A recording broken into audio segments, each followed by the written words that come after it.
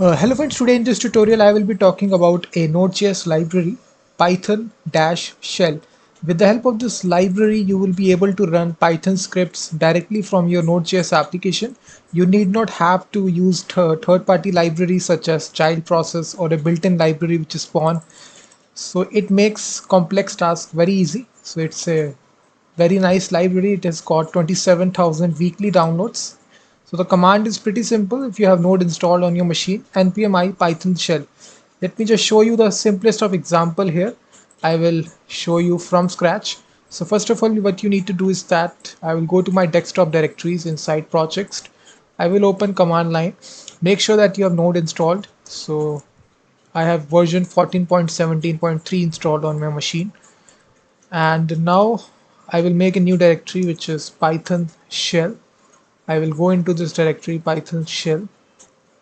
And first of all, guys, I will open it inside my text editor, which is Visual Studio Code text editor. And first of all, we will initialize the package.json file npm init-y. So this will create empty package.json file for our project. You can see it contains basic information about your project such as name, version, description, author name, as well as now we need to install this dependency which is python dash shell. So it will hardly take 5 to 10 seconds. You can see it has successfully installed it.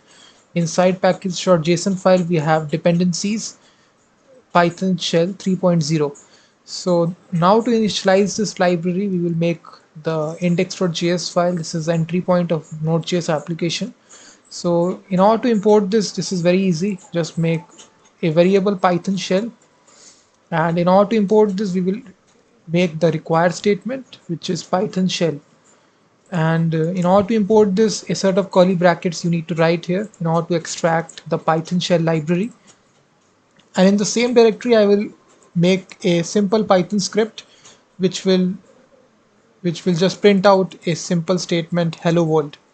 So now to run this Python script inside from this Node.js application, it is pretty simple. You need to call this Python shell, and if you go to the documentation about this library, you will find how to use it. It is pretty simple. It contains this run method, and here you need to pass the path of the Python file which is there inside the same directory. So I will pass app.py, and second is the options. You can pass any argument to it, but for this case we are not passing any argument, so you can just pass null here, the second option.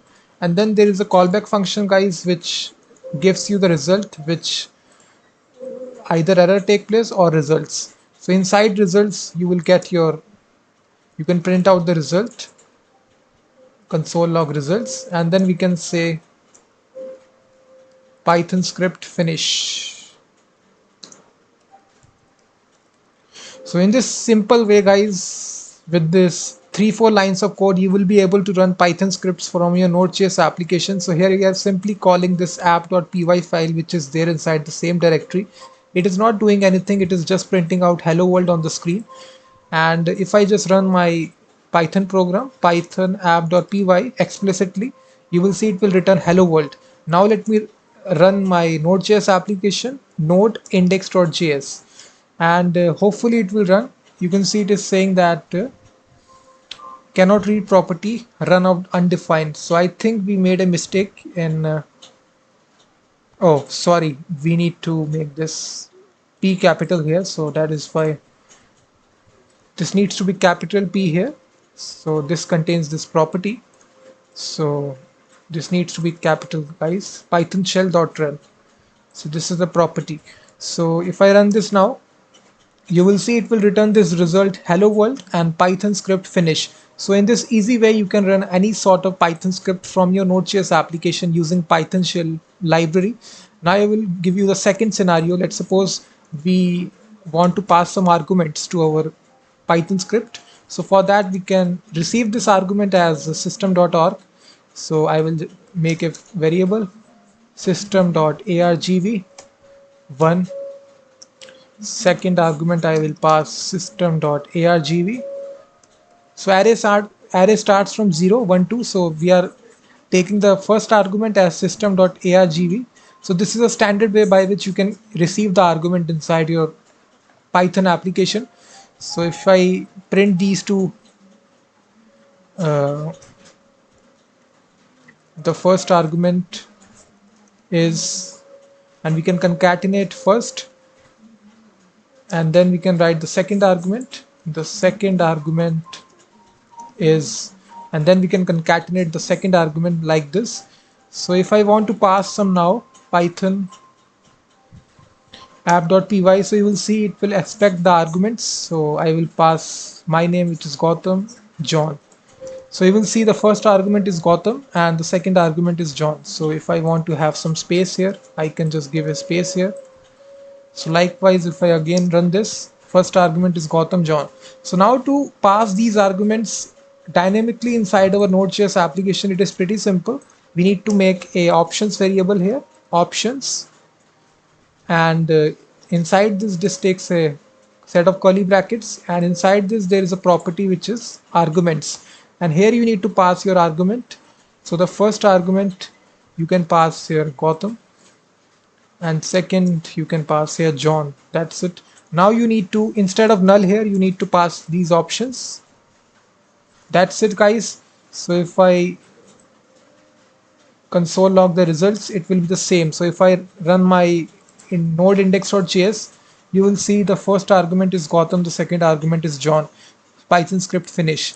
So simply we are passing these arguments Gautam, John to dynamically to our Python script, which is app.py. We are receiving it, storing it inside first, second, and then we are piping this output to back to your a Node.js application. So in this easy way, guys, you can just execute any sort of complex Python script inside your Node.js application with arguments as well. I have shown you how to pass arguments as well with the help of these options. The second argument, this is a part of the Python file.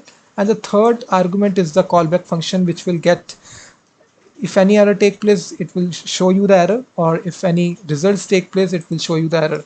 So if any error take place, for example, it will console log the error. And in the else scenario, we can print out the results. So basically, if you have any sort of error inside your project here inside, let's suppose we miss this parentheses, so it will throw an error to us inside Node.js application. So you will see it will throw this error to us, print this parentheses is missing. So in this way, guys, you can just see here. We can also say console log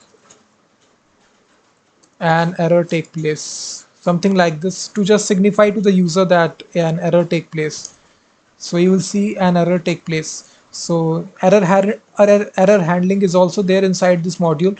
So in this easy way, you can just execute any Python script inside Node.js. I have given all this source code in the video description. You can read the blog post, very detailed blog post is there of mine. Go to the video description and you can read all the blog post and also download all this source code as well.